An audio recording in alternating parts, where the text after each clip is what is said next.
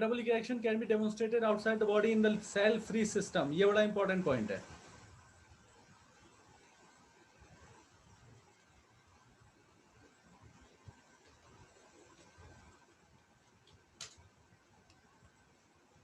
ये क्वेश्चन का पॉइंट है। An isolated metabolic reaction or reactions outside the body of an organism performed in a test tube is neither living nor non-living। उसको हाँ, ये भी important है भाई। इसको क्या बोलोगे, लिविंग बोलोगे या नॉन लिविंग बोलोगे? Neither living nor non living.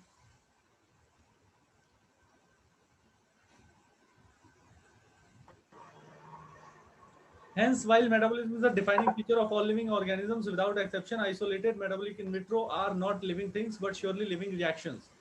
आप इन्हें लिविंग रिएक्शन कह सकते हो, लिविंग थिंग्स नहीं कह सकते, ना ही नॉन लिविंग थिंग्स कह सकते हो। ये जितने भी इन विट्रो रिएक्शंस हो रही हैं, इनको आप ना तो लिविंग कह सकते हो ना तो नॉन लिविंग ऑर्गेनिज्म कह सकते हो, लेकिन लिविंग रिएक्शंस कह सकते हो। ये बड़ा इंपॉर्टेंट पॉइंट है, अच्छा पॉइंट है, ये एक इंपॉर्टेंट पॉइंट है। Hence, cellular organization of the body is defining, ये है defining feature of life forms। ठीक है, okay। So perhaps the most obvious and technically complicated feature of all living organisms is this ability to sense their surroundings or environment and respond to these environmental stimuli, which could be physical। Most obvious and technically complicated feature, consciousness। ठीक है, physical, chemical या biological किसी भी type का stimulus हो, हम उससे उसके अगेंस्ट रिस्पॉन्स कर सकते हैं। We sense our environment through our sense organs and plants respond to external factor like light, water, temperature and other organisms, pollutants etcetera. न केवल ह्यूमन बींग्स या एनिमल्स, प्लांट्स भी एक्सटर्नल फैक्टर्स से respond करते हैं। All organisms from the prokaryotes to most complex eukaryotes can sense and respond to environmental cues. Photo period affects reproduction in the seasonal breeder। 2016 का question है sir. Cues का मतलब? Q hint 2016 का, और ये जो है ऊपर वाला ये 2011 का है, ये वाला द एबिलिटी।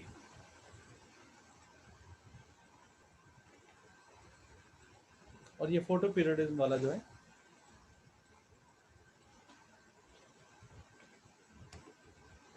ये तो आपने भी पूछा था सर।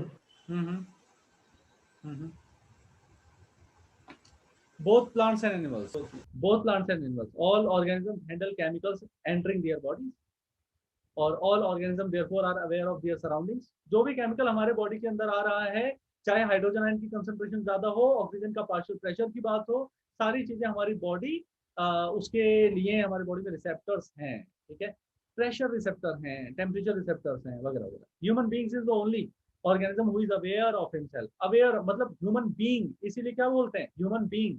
बीइंग मतलब होना, हम हैं, इस चीज का अंदाजा हम ही को है बस। क्या कह रहा था? Gut feeling sir, gut feeling जो कि इंसानों में भी होती है। हाँ, तो गट फीलिंग हमारे अंदर भी होती है। हमें जस्ट ये पता है कि यहाँ ये चीज सही है या गलत है, ये कैसे सही है ये नहीं पता अपने को। हाँ, तो ये गट फीलिंग में बस अपने को ये पता चलता है कि ये चीज गलत है या ये चीज सही है। आपसे कोई पूछ ले, नहीं मतलब क्यों, मतलब ये यहाँ पर पहले आए हुए हो इस जगह पर? नहीं, पहले आया नहीं, लेकिन यहाँ पर ना आके मतलब अजीब अजीब सा लग रहा है, तो अच्छी फीलिंग नहीं आ रही। ठीक है, आप उसको लॉजिकली नहीं बता सकते हो। ठीक है, तो वो सिक्स सेंस है, ऐसा होता है। ठीक है, तो ये तो बात रही कॉन्शियसनेस की। Only organism who is aware of himself has self consciousness, अपने आप में, अपने बारे में awareness. Consciousness therefore becomes the defining property of living organism. When it comes to human being, it is all the more difficult to define the living state. We observe patient lying in the coma in hospitals, virtually supported by machines which replace heart and lungs. The patient is otherwise brain dead. The patient has no self-consciousness. Are such patients who never come back to normal life, living or non-living? Obviously living है, ठीक है। अब मतलब यहाँ पर एक question करके छोड़ दिया गया है, लेकिन अगर हम ओवरऑल अगर हम देखें तो उसके अंदर मेटाबॉलिज्म तो चल रहा है ना भाई। अगर मेटाबॉलिज्म चल रहा है और मेटाबॉलिज्म को हमने डिफाइनिंग फीचर बोल रखा है, तो जाहिर सी बात है वो ऑर्गेनिज्म क्या है, लिविंग है। ठीक है, लेकिन फिर भी यहां पर एक क्वेश्चन पूछकर छोड़ दिया गया है कि आप इस पे दिमाग लगाओ, आपका क्या मानना है। Okay. In higher classes, you will come to know that all living phenomena are due to underlying interactions. Properties of tissues are not present in the constituent cells, but arise as a result of interaction among the constituent cells. ये हम जानते हैं, cell cell interaction होता है, cell के अंदर 500 quadrillion biochemical reactions हो रही हैं पर सेकेंड, उनकी वजह से एक्चुअली सेल काम कर पाती है, उनकी वजह से एक्चुअली टिश्यू काम कर पाता है, ऑर्गन काम कर पाता है, ऑर्गन सिस्टम काम कर पाता है, हम काम कर पाते हैं. Similarly, properties of cellular organelles are not present in the molecular constituents of the organelle but arise as a result of interaction. ऐसे ही माइटोकॉन्ड्रिया काम नहीं कर रहा है, माइटोकॉन्ड्रिया के मैट्रिक्स में होने वाली क्रेब साइकिल काम कर रही है. तो अल्टीमेटली सेल काम नहीं कर रही है, सेल के अंदर मेटाबॉलिक रिएक्शन जो है उसकी वजह से सेल का काम हो रहा है. ऐसे जो सेल ऑर्गेनलीज हैं, सेल ऑर्गेनलीज का कुछ जो फंक्शन हम कहते हैं कि भाई एंडोप्लाज्मिक रेटिकुलम का फंक्शन ये पर्टिकुलर है कि स्मूथ होगी तो लिपिड का स्टोरेज करेगी, स्टेरॉइड का मेटाबॉलिज्म करेगी, और अगर रफ होगी तो प्रोटीन का सिंथेसिस में हेल्प करेगी. ये जो हम कह रहे हैं, ये कैसे कह रहे हैं? क्योंकि उसके अंदर बायोकेमिकल रिएक्शन उस टाइप की हो रही है. तो अल्टीमेटली बायोकेमिकल रिएक्शंस बहुत इंपॉर्टेंट हैं, ये कहने का मतलब है. These interaction result in emergent property at higher level of organisation. यही हो रहा है और हमारे ट्रिलियंस ऑफ सेल्स में हो रहा है. तो अल्टीमेटली ये जो हम बोल रहे हैं, ये जो आप सुन रहे हो, ये जो आप फील कर रहे हो, सेंस कर रहे हो, समझ रहे हो, खाना मतलब आप खा रहे हो, आपको सेंस है, आप समझ पा रहे हो कि क्या फूड है, क्या स्मेल है, क्या टेस्ट है, ये सब कुछ जो हो रहा है वो अंडरलाइंग बायोकेमिकल रिएक्शन की वजह से हो रहा है. लेकिन इसको समझना बड़ा कॉम्प्लेक्स है, क्योंकि एक्चुअली ये एक सेल की बात नहीं है, ये इतनी सारी सेल्स साथ में मिलकर काम कर रही हैं. ठीक है, जैसे एक नेशन की इकोनॉमी काम करती है, तो वो नेशन की इकोनॉमी काम मतलब नेशन थोड़ी, मतलब नेशन की जो इकोनॉमी हमें दिख रही है, वो नेशन क्या है? एक जगह है जिसमें बहुत सारे लोग हैं. अल्टीमेटली हमें इकोनॉमी राइज होती हुई दिख रही है, लेकिन वो क्यों है? क्योंकि उसमें जितने भी स्टेट हैं, आंध्र प्रदेश है, महाराष्ट्र है, तमिलनाडु वगैरह अलग अलग हैं, इसमें जो लोग रहते हैं वो लोग काम कर रहे हैं. ठीक है, एक ह्यूमन बीइंग काम कर रहा है, तो gross domestic product GDP level high हो रहा है और हमें पूरे नेशन की इकोनॉमी राइज करती हुई दिखाई दे रही है. तो वो जो पूरा नेशन है वो हम है, इकोनॉमी जो राइज कर रही है वो हमारी प्रोसेसेस हैं जो हम बात कर रहे हैं. ठीक है, लेकिन उसमें जो जीडीपी, जो इन्वॉल्वमेंट है हर उस नागरिक का, सिटीजन का, जो इंडिविजुअल अपना ऑफिस जा रहा है, काम कर रहा है, या घर से काम कर रहा है, या बिजनेस काम कर रहा है, जो ठीक है, वो हमारी सेल्स के अंदर होने वाली बायोकेमिकल रिएक्शन ऐसा है. सो therefore we can say that living organisms are self-replicating, evolving, self-regulating interactive system capable of responding to external stimuli. इसलिए हम कह सकते हैं biology is the story of life on earth. Biology is the story of evolution of living organism on earth. All living organisms, present, past, future, are linked to one another by the sharing of common genetic material, but to varying degree. मतलब एक दूसरे से linked हैं, एक common genetic material भी है, लेकिन उस कॉमन जेनेटिक मटेरियल में अलग अलग वेरिएशंस भी हैं. ठीक है, जैसे हमारा जो जेनेटिक मटेरियल है उसमें ग्लाइकोलाइसिस के लिए एंजाइम्स होंगे, बिल्कुल होंगे. ठीक है, common genetic material, common genetic material मतलब कि हमारे पास क्या है? डीएनए है. डीएनए में क्या है? बेसिस हैं. ठीक है, वो बेसिस क्या बना रहे हैं? जीन्स बना रहे हैं. उन जीन्स से क्या बन रहा है? प्रोटीन बन रहा है. और वो प्रोटीन कैसे हैं? सिमिलर प्रोटीन है. जैसे कि एग्जांपल ले लें, क्या? ग्लाइकोलाइसिस के एंजाइम्स हैं, क्रेब साइकिल के एंजाइम्स हैं. अब ये एंजाइम्स तो भाई सब में है ना, प्लांट्स में भी हैं, एनिमल्स में भी हैं. ठीक है, ये प्लांट्स में भी हैं और एनिमल्स में भी हैं. ठीक है, तो कॉमन जेनेटिक मटेरियल है. ओके, और उसमें सिमिलैरिटीज भी है, लेकिन वेरिंग डिग्री. वेरिंग डिग्री कैसे? कि the protein pool actually differs. जो प्रोटीन का पूल है उसमें थोड़े कुछ ऐसे प्रोटीन्स हैं जो हमारे पास यूनिक है, उसके पास नहीं है, इसलिए जो काम हम कर पा रहे हैं वो नहीं कर पा रहे हैं. ठीक है, तो ऐसे ही ये तो एक एग्जांपल ले लिया हमने प्रोटीन का. बाकी सारे भी प्रोटीन जो इंटरेक्ट करेगा, अदर कार्बोहाइड्रेट को बनाएगा, ठीक है, न्यूरोट्रांसमीटर्स को बनाएगा. ठीक है, तो ये अलग अलग हैं, इसलिए जेनेटिक मटेरियल सेम भी है लेकिन वो डिफरेंट डिग्रीज में भी वेरी करता है. डाइवर्सिटी की बात करते हैं. Diversity in the living world. If you look around, you will see a large variety of living. ये बताओ, ये हो गया क्लियर? बढ़िया क्लियर हुआ? Yes, sir. जी सर। ठीक है ना, ये इंट्रोडक्शन हमने पढ़ लिया था। डिफरेंट डिफरेंट जो बायोडाइवर्सिटी की भी यहाँ पर बात हुई है, लिविंग नॉन लिविंग की बात हो गई फिर यहाँ पर, और जो कैरेक्टरिस्टिक है ग्रोथ है, यूनिसेलुलर मल्टीसेलुलर में एक्सटर्नल इंटरनल ग्रोथ की बात हो गई। यहाँ पर मैं लिख देता हूँ, उसकी बात करें लिविंग, तो ये बात होगी। रिप्रोडक्शन की बात हो गई कि जनरली रिप्रोडक्शन जब बोलते हैं तो सेक्सुअल रिप्रोडक्शन की बात होती है। फंजाई स्प्रेड हो जाते हैं लॉन्गर डिस्टेंसेस तक, रीजन क्या है उसका, एसेक्सुअल रिप्रोडक्शन। फिर फ्रेगमेंटेशन, रीजनरेशन, ये सारी चीजें क्या होती हैं। मेटाबॉलिज्म क्या होता है, तो मेटाबॉलिज्म की बात कर ली हमने। उसके बाद फिर हमने कॉन्शियसनेस की बात कर ली, कोमा पेशेंट की बात कर ली हमने। तो लिविंग होगा या नॉन लिविंग होगा, ऑब्वियसली लिविंग कहेंगे उसको, मतलब मेरे हिसाब से तो लिविंग ही कहना चाहिए। उसके बाद फिर हमने बायोलॉजी की बात कर ली कि बायोलॉजी क्या चीज होती है, जो एवोल्यूशन हुआ है लिविंग ऑर्गेनिजम्स का, और जो स्टोरी रही है लाइफ की अर्थ पर, उसी स्टोरी को हम कहते हैं बायोलॉजी। ठीक है, उसी की स्टडी को कहते हैं बायोलॉजी। फिर अब हम पढ़ रहे हैं diversity in living world.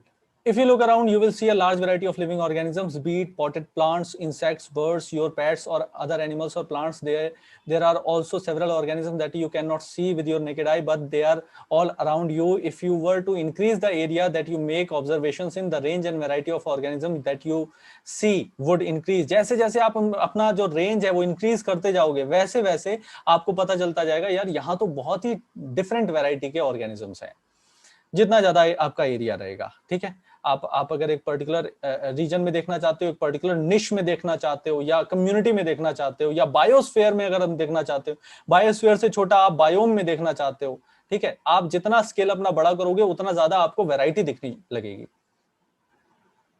Then obviously if you were to visit a dense forest, you would probably see a much greater number and kind of living organism in it. Each different kind of plant, animal, organism that you see represent a species. कोई भी एक जो organism है वो एक species को represent कर रहा है। ठीक है, any organism that you see represent a species. Each organism you see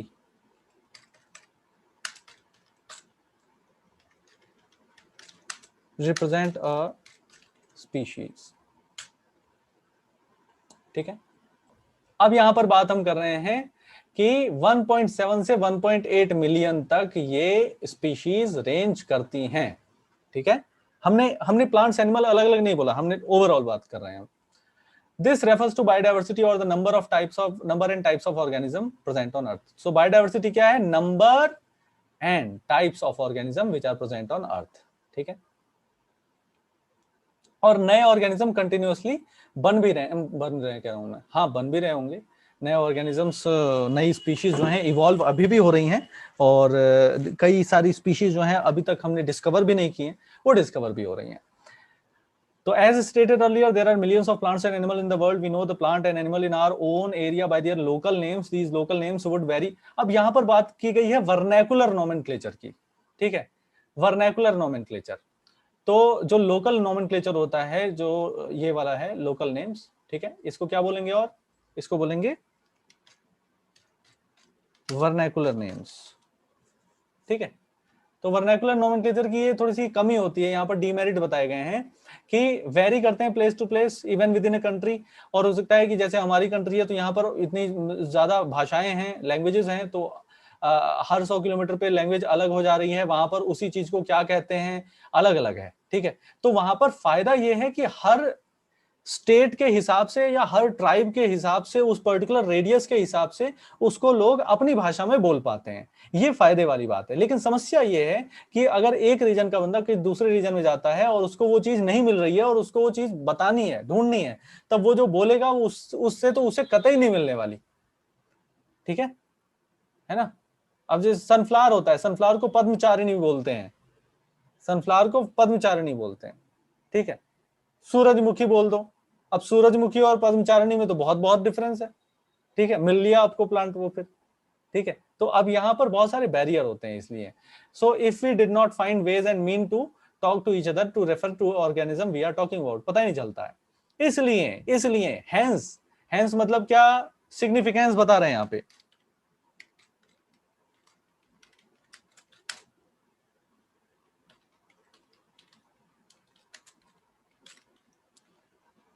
significance, और यहां पर क्या बताया,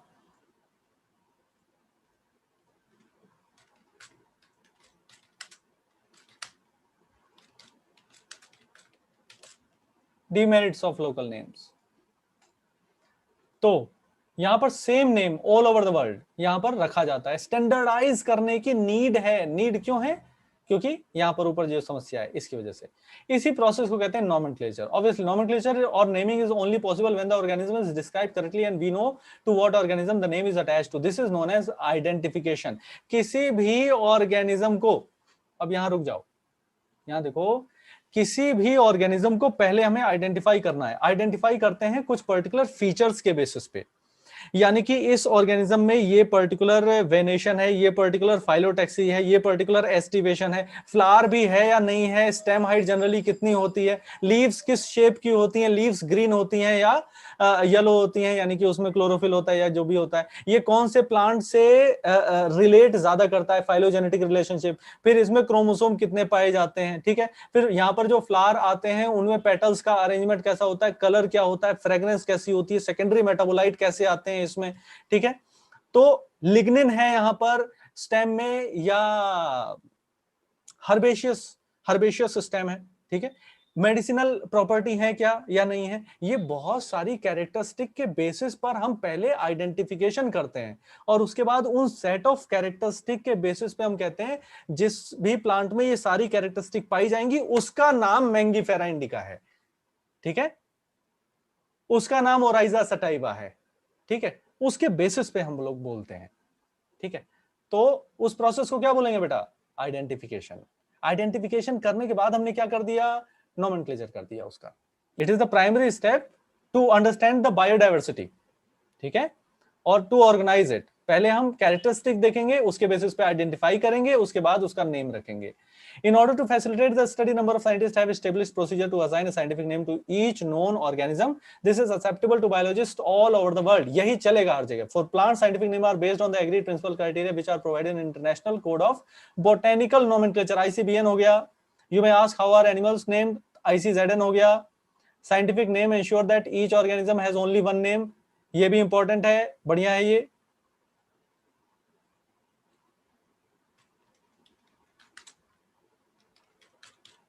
साइंटिफिक नेम का एक और सिग्निफिकेंस है क्या, ये एंश्योर करता है कि हर ऑर्गेनिज्म का एक ही नाम हो। ऐसा नहीं है कि एक ऑर्गेनिज्म के 5 नाम है और 5 नाम से वो पूरे दुनिया में जाना जाएगा, नहीं, फायदा ही क्या हुआ फिर उसका, ठीक है, एक नाम होगा उसका। वो एक नाम आज चाहे ऑस्ट्रेलिया में ले लो, चाहे युगांडा में चले जाओ, चाहे आप रशिया में चले जाओ, कनाडा में चले जाओ, कहीं चले जाओ, वो एक नाम है। अगर आप वहां के लोगों से ये बोलोगे, मतलब वहां के लोगों से यानी कि जो वहां के नोन पर्सन है, बायोलॉजिस्ट जो है, उनसे बोलोगे। अब चाहे वो बायोलॉजिस्ट जो है यहाँ पर वो कन्नड़ हो, चाहे तमिल बोलता हो, तेलुगु बोलता हो, भोजपुरी बोलता हो, पंजाबी बोलता हो, वो बायोलॉजिस्ट अगर है तो उसको बायोलॉजिकल नेम पता होगा उसका, ठीक है। तो irrespective of variety of language and the region you are visiting, you will be able to identify और सर्च दैट पर्टिकुलर प्लांट और एनिमल। ये फायदा हो जाता है। So description of any organism should enable the people in any part of the world to arrive at the same name.